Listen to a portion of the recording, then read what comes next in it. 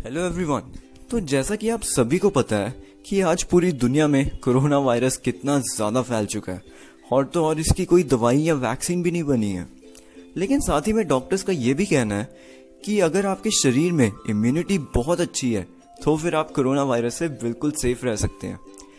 तो आखिर है क्या ये इम्यूनिटी, कैसे ये हमें कोरोना वायरस से बचाने में सक्षम है और इसे हम कैसे बढ़ा सकते हैं? तो कोई बात नहीं दोस्तों, इन सारे सवालों के जवाब आपको आज इस वीडियो में मिलेंगे। तो चलिए दोस्तों शुरू करते हैं। तो आइए सबसे पहले हम देख लेते हैं कि इम्यूनिटी कहते किसको है। तो इम्यूनिटी हमारे शरीर के किसी बीमारी फैलाने वाले सेल के खिलाफ लड़ने की क्षमता को कहते हैं, यानी कि रोग प्रतिरोधक क्षमता। तो अगर हम और बारीकी से देखें तो फिर हमारे इम्यून सिस्टम के अंदर होते हैं वाइट ब्लड सेल्स, यानी कि WBCs। अब ये वाइट ब्लड सेल्स को सोल्जर्स ऑफ द बॉडी भी कहते हैं। अब वो किस लिए, चलिए देखते हैं।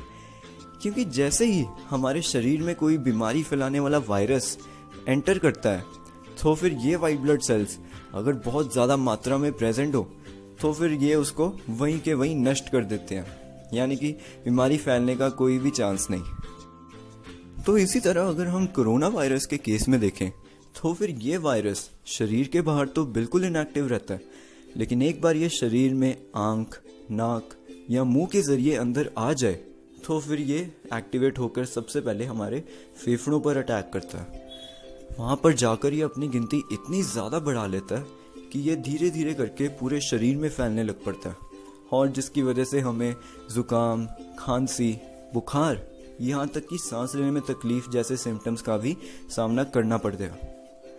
लेकिन कोई बात नहीं, घबराने की कोई ज़रूरत नहीं है, क्योंकि जैसा कि मैंने पहले कहा था, एक अच्छे इम्यून सिस्टम में जिसमें वाइट ब्लड सेल्स की मात्रा बहुत ज़्यादा होती है तो वो ये कोरोना वायरस को बढ़ने से पहले ही नष्ट कर देता है, जिसकी वजह से हमें इससे बिल्कुल डरने की कोई ज़रूरत ही नहीं।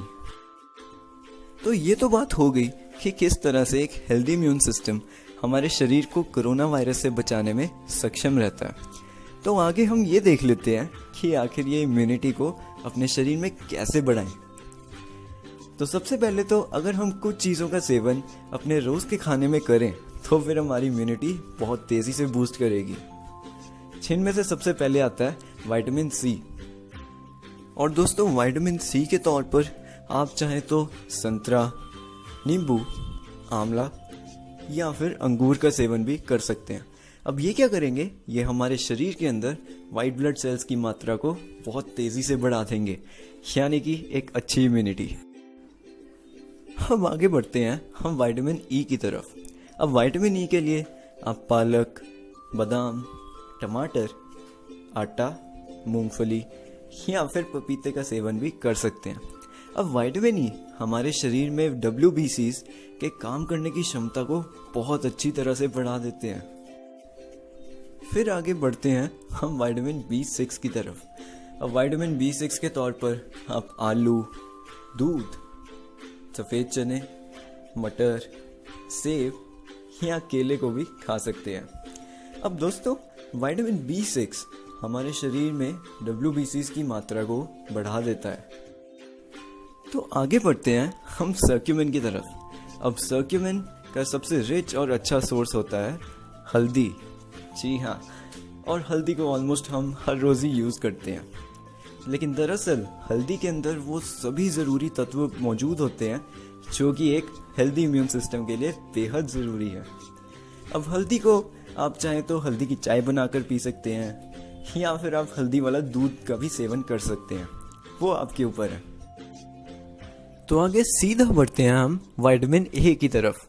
अब विटामिन ए को आप शकरकंदी, ब्रोकली, गाजर, पनीर या अंडों के रूप में भी खा सकते हैं।